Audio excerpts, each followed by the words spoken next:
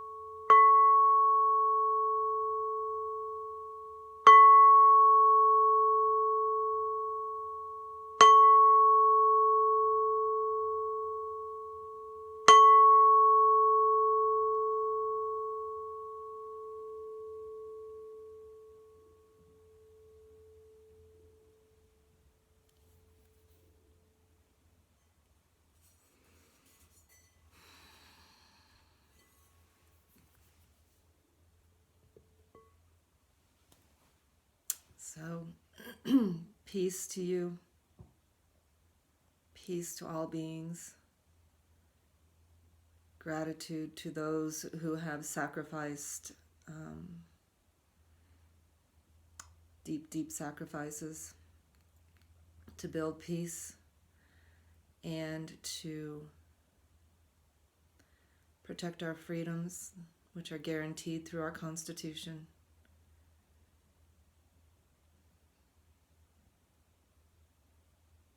Today, I wanted to do a reading around what Armistice Day is, this day to remember peace and those who have sacrificed. And again, I give deep gratitude to those who have sacrificed and continue to sacrifice.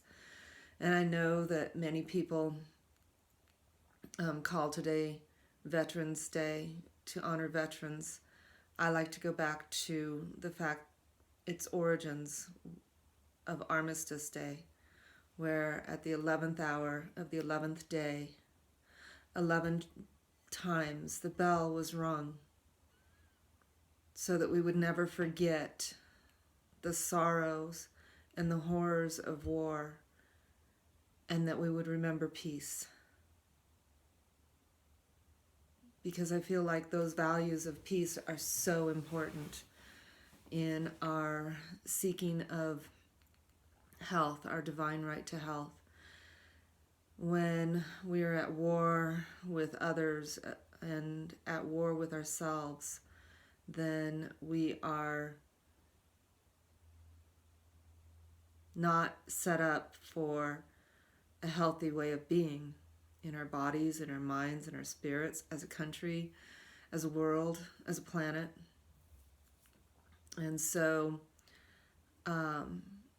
I chose to actually do the drawing before coming on here. I set sacred space, I drew my cards, and then I rang the bell the 11 times. Because so much of the time these readings can go long and not really have the depth that I would like to present, especially today on this very auspicious day to celebrate peace. To celebrate the war that ended all wars, or was supposed to, and as it is now, we're in perpetual war and have been for a very long time, at least 20 years, I believe, maybe even longer. I don't have those facts in front of me, so that being what it is, what I asked for in the cards today, and I'm using a couple of different cards that are a little bit more impactful and have a lot of depth of meaning to them. The Gaia Matrix Oracle, which it's the birthing of the new earth, and of course the horse cards. So the Gaia Matrix Oracle, the card that came today when I asked what is the message about where we are in our world on this day of peace. And the message that came was the new earth, spiritual world. Spiritual realization.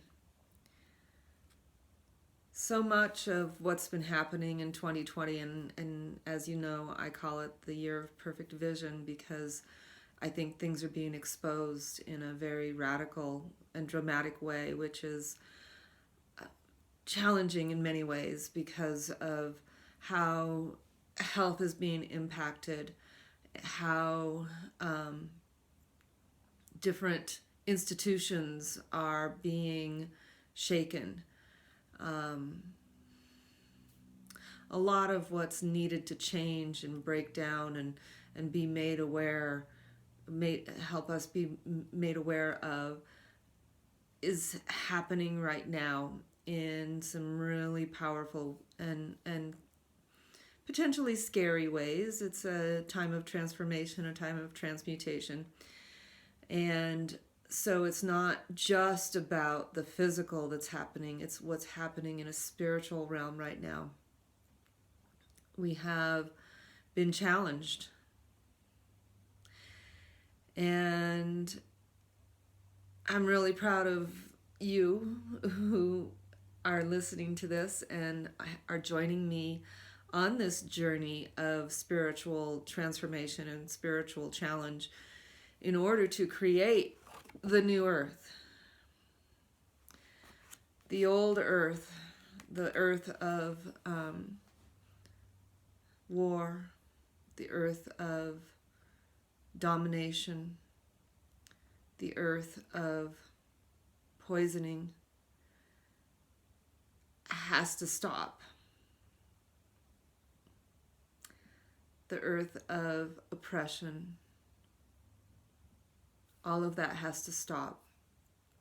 And I think that's what's happening right now. And we're in this cocoon, this phase of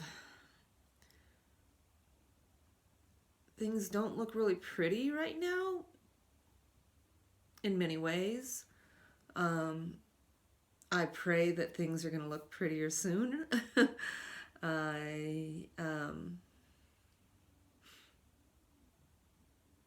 It's on a global level. It's not just in the United States. And so much of what I hear in the culture right now is people talking about the election and the different parties and how one man versus another man is going to be what's going to fix what's happening. When in reality, when you look at the fact that this is global, what's happening is global, there's something deeper going on and needs to be addressed. And so the fact that the new earth, spiritual world came up, where we are in our world at this time, I'm just going to read what it says here because I thought it just pretty much summed it up in a beautiful way. It says, release attachments to utopias while working in a direction of the healing and spiritualization of humanity. You can now have significant experiences with crystals and gems, color and sound as tuning instruments. Using these instruments will open you to truly feel your oneness with all sentience. Then you can breathe through any resistances to being fully who you are and turn any poisonous thoughts and feelings into medicine through compassion. This world guides you to be compassionate with yourself as well as others.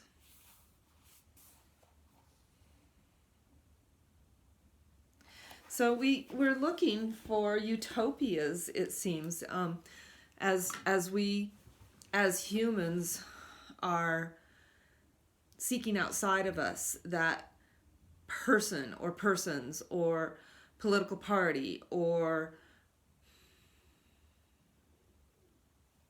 color of the house or anything that is outside of us to be the utopia, to deliver us to us the utopia, when in reality it comes from within. It comes from raising our vibrations and embracing life on a deeper level so that we can be in touch with the sentience that is in with all living things. And when I say all living things, I want you to remember that I see this stone, this crystal, as life. There is life in this beautiful crystal. This is a crystal that I work with in order to help me remain grounded and speak from a space that is for the highest good of all, without negative influence.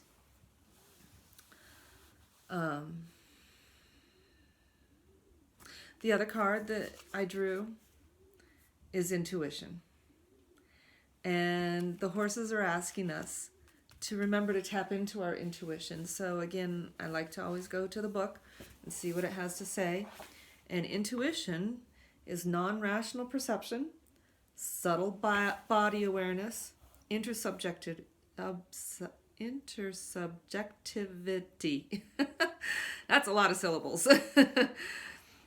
A horse of a different color emerges from the mist, bringing wisdom from a mysterious source. Intuition not only connects us to a deeper, more soulful consciousness, it reminds us that the universe is a latticework of relationships.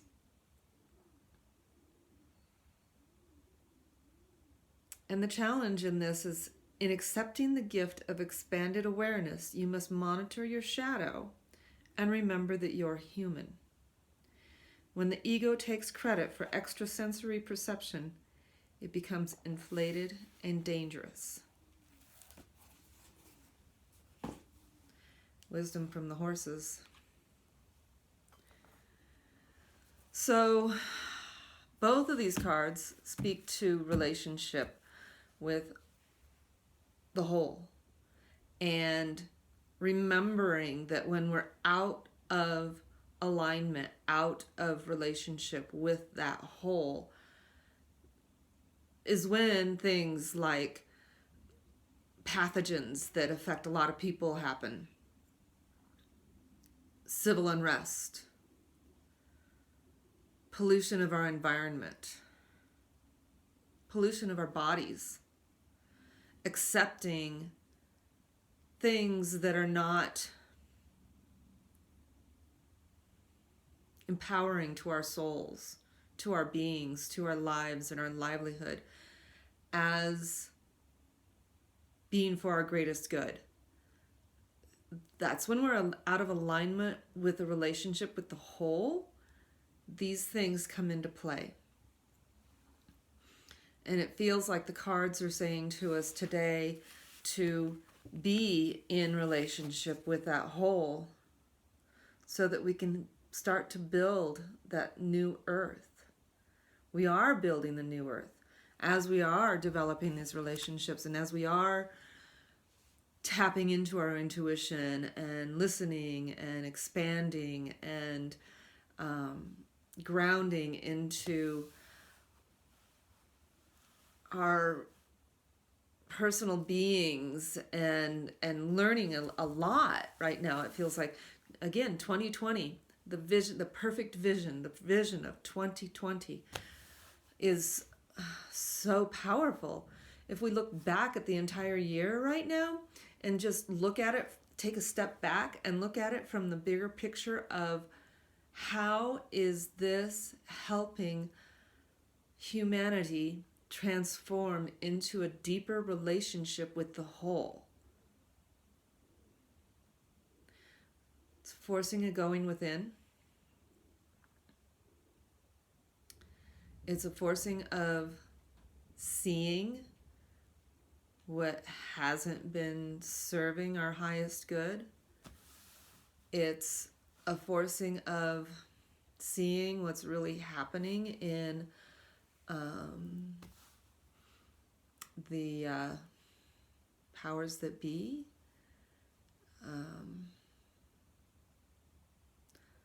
It's an awakening to the fact that this, again, is not just in the United States. It is global. And looking at what has been damaging to all of life and stepping into that place where we can change it and we can start from realizing that we are in relationship with the whole, that we have oneness with the whole. We can offer ourselves as being part of that whole. We are in harmony with the whole. We have compassion for the whole. So that then we have this spiritual realization, because when you have compassion for the whole, a whole world opens up. When you can sit and look at a patch of dirt and look at all of the little beings that are in that little patch of dirt, and the ones that you can see and the ones that you can't see. Look to the sky and see all of the things that you can see fly by, and then breathe in that air and realize that there's a lot that you can't see that is coming in with that air, and that's part of life. And having that intuition and trusting that intuition and recognizing that as a gift of relationship, that it's not from your ego, that it's not just you that has it, everybody has it. And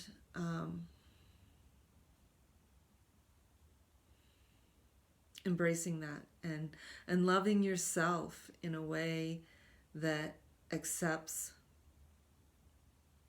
peace and harmony. It always starts within, always starts with the self, always starts with that love of self and peace. So I'm just going to wrap this up and do a little more singing bowl, because I love the singing bowl. And happy Armistice Day. And for those of you who have served and sacrificed for our freedom, I pray that we all recognize that those sacrifices were for our freedoms, and it's our responsibility to maintain and stand in the guarantee that our Constitution has given us and that you have sacrificed for. So thank you for that. And I pray for peace so that these sacrifices do not have to continue, because some give all and many give all still today, every single day. Many lives are lost. So I pray for peace.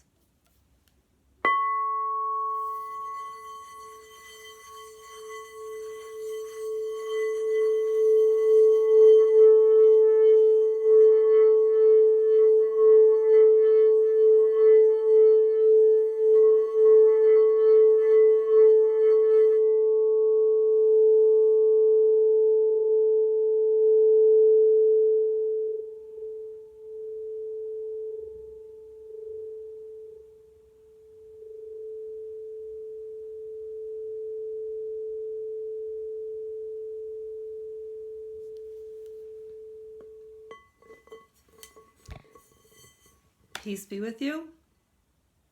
Peace be with you. I love you all.